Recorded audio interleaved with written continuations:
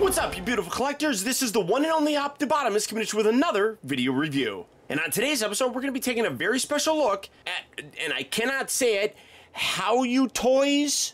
However you say that right there, 1/6 scale Super Lightning Man, which is their representation of TV's The Flash. The various DC television series are absolute must-watches in my household, and Flash is one of my favorites. For the package, you can see it says Super Lightning Man. Obviously, because this is unlicensed, they can't call it Flash, but you got a really nice image of what I'm assuming is the figure. Mostly in how the detail here is, but you can see it's hard to tell whether or not it's the figure or if it's actually Grant Gustin, because this looks terrific. You come around on the side, you can see that the package is actually a little bit thinner than a lot of typical 1/6 scale figures, but it says Super Lightning Man there. You come around to the back and you got an emblem that is obviously very reminiscent of the Flash. You got some warnings and various information down here, and then again it says Super Lightning Man. And then it is a bit of a shoebox. It does get a little bit kind of tight to lift up, but you just lift that up just like so. And then the inside has this nice insert, which basically replicates the front package. And then when you remove that, you have a little piece of just foam. And then on the other side of that, you have the figure as well of all of his accessories. So for the packaging, very simple, but kind of, well, things are falling all over. There's nothing else behind it, I don't think. Yeah, there's nothing behind it. There's a lot that's going on with this that, in terms of the packaging, that's really very impressive. I'm just fiddling with everything. Well, it's not gonna work for me, so we're just gonna flop it down. But for the packaging on this guy, that's about it. So without further ado, let's get him out here and see how cool he actually is. Alright, so here we have Super Lightning Man, otherwise known as The Flash, opened up and out of its packaging. And starting off first with his accessories, he really doesn't come with a lot. But honestly, I can't think of what he additionally could have came with. So in addition to the two fairly relaxed hands that are currently on him, he also does have a pair of fisted hands, which have a real nice amount of detail. All of this has a lot of detail throughout the entire piece. You can see some nice sculpting with the glove and how it's actually got the straps up here that, in terms of the real suit, those little straps basically go up into his sleeves, at least in the Season 1 suit. So you do get a pair of those. You also do get a pair of kind of open gesturing hands, which have that same amount of detail. You can see a little bit more kind of put on here with the fingers with some like little paddings and such. But overall, really nice. Now, I would probably say if you were going to include something else, you could have included more flat, straight hands, kind of like this, to kind of simulate him running, I guess. I mean, these are more, especially when you consider that they plug in like that and then the fingers go up. These are more like a reaching out. So it's like he's racing and then reaching out to grab something. Now, he also does come with the fist, which, you could really use if you wanted to have him run like that. But I like the, the more straight look kind of thing. He also does come with this really nice display stand. You can see it has like this little streak kind of effect. Real great detail coming in on this again. Real great detail sculpted throughout the entire thing. You can see like a little step sort of thing right here, but great paint variation with some whites and browns, blacks, and things of that nature. And then sculpting wise, just absolutely terrific looking. You can see he comes with a flexible pillar, which is fairly nice. It's thinner than what some of like the Hot Toy ones are. And then you get this little C-clamp kind of thing that goes around his waist. One thing that's really kind of strange though is the other accessory he comes with, which is a fire hydrant. Now, this has a tremendous amount of detail on it as well. Great reds and dirt kind of colors thrown out there. Just really very nice and kind of worn looking. I really dig it. But on the bottom, it has a magnet. Now, I know it's a magnet because this is metal and it attaches to it. So, I mean, it's clearly a magnet. But what's interesting, and you can see, you can put it there if you really wanted to.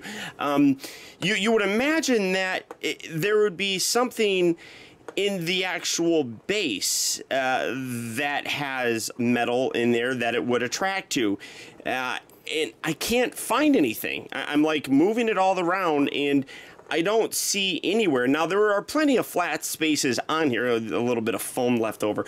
There's plenty of flat spaces where you can just sit that right there. I personally like putting it right there in the back. I mean, well, if I don't bend my hand, so you can put it like that. I just don't understand the purpose of putting like a magnet in there when there's no other opposite piece of metal other than the pole. So that's a little strange to me why they would do that. But I mean, you could, like I said, you know, just sit it right there if you really wanted to. I mean, it doesn't hurt anything or really, you know, kind of affect the display. I mean, it can sit there perfectly fine.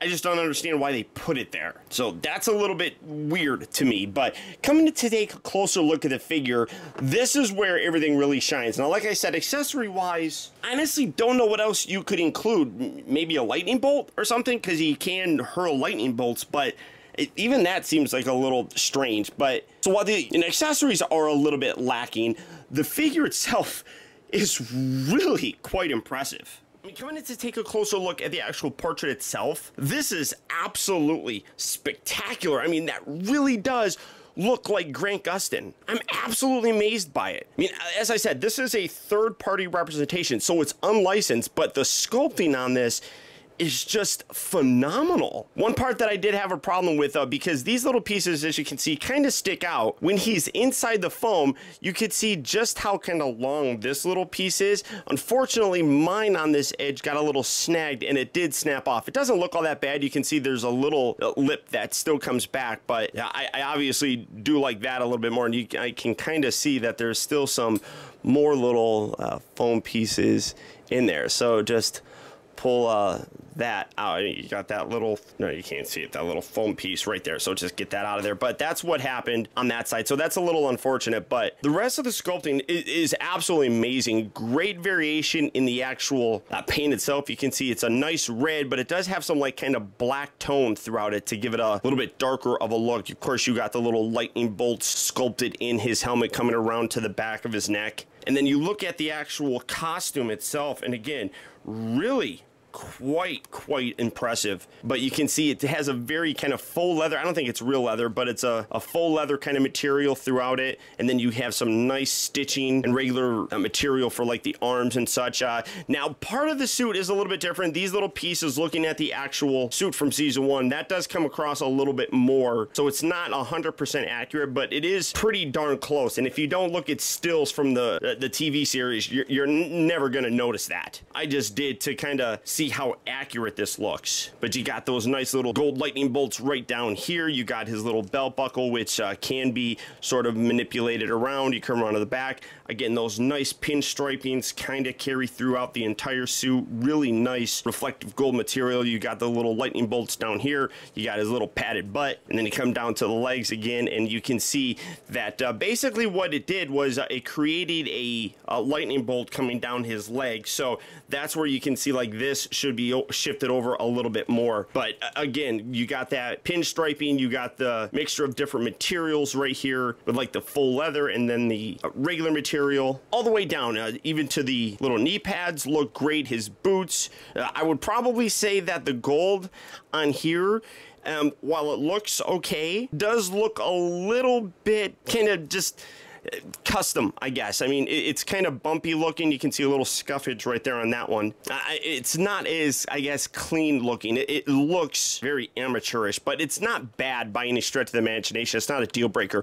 One aspect that I don't particularly like, as I talked about, you have the gloves with the little material right down here that actually is meant to come up and be part of the sleeve. I mean, it comes down and you can see where it's supposed to match up. The problem is they didn't do it in one piece, which is perfectly fine because then it allows for the articulation and the wrist and everything, but the sleeve should have been a little bit longer because, as you can see, you got a little exposed wrist joint right there. This one's not nearly as bad, and I futzed with this and slid this down as much as I can to kind of get that to cover up. Like I said, this one's obviously not as bad.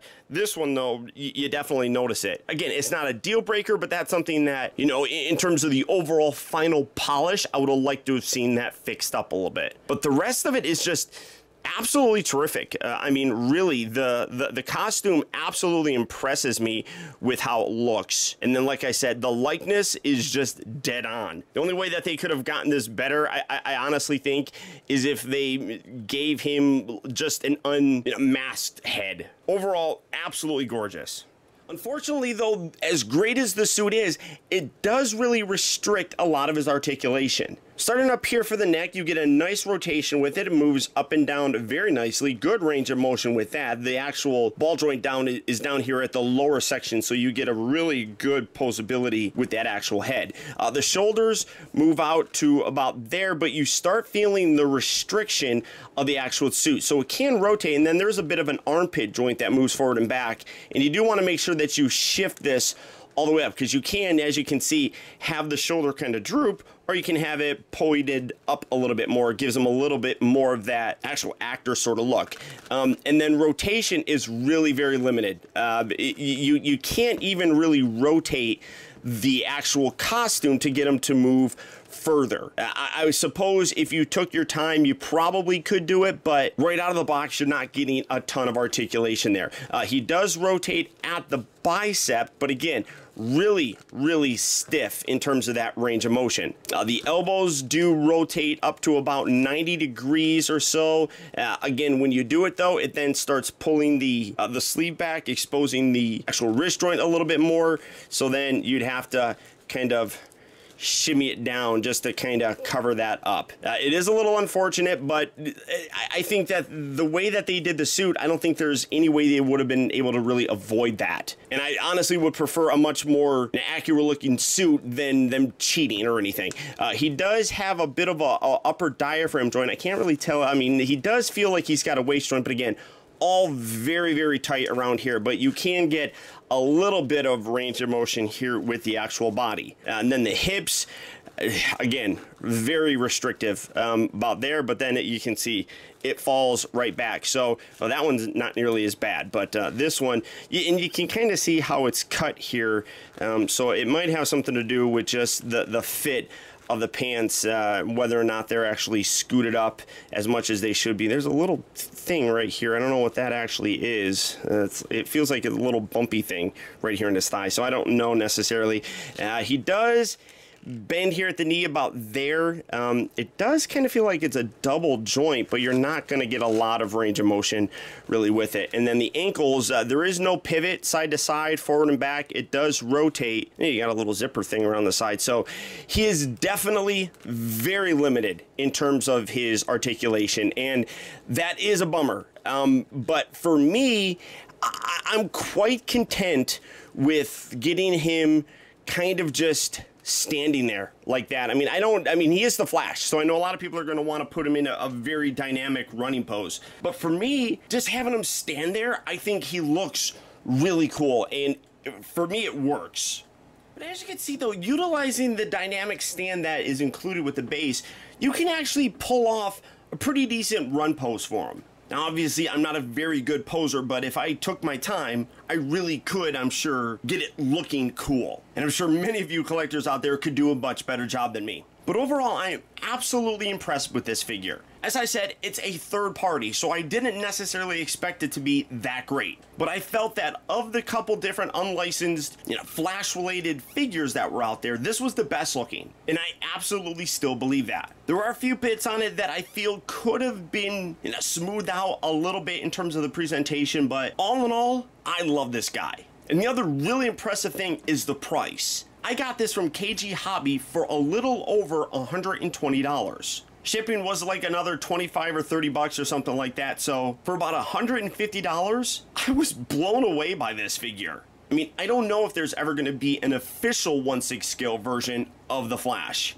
So for me, this fills a spot in my collection beautifully. And while I can't say the name of the company that produced this, I think they did an amazing job. And I hope they do other figures of characters in the CW DC universe. I would love it if they could do a version of Arrow or even Supergirl. Either way, this is a great pickup. If you're a fan of the show, this is absolutely a figure I would recommend. So as I said, I got mine from kghobby.com, so if you'd like to pick yours up, I'll put a link down in the video description. You can click on that, go to KG Hobby, and pick yours up today. But beyond that, guys, that's about it. So once again, I want to thank you for tuning in. This has been Optibotimus. Don't forget that if you like this video, to please hit that thumbs up button. It goes a long way towards helping me out, and I'd really appreciate it. Also, if you're new here, be sure to subscribe in case you haven't already subscribed. That way you get instant email notifications whenever I upload a new video, and you never miss out on a future review of mine. And hey, it's free, so why not? Also, if you're already subscribed, do me a real quick favor and click on that bell right below this video, and double check your settings to make sure that they're set so that you get those email notifications.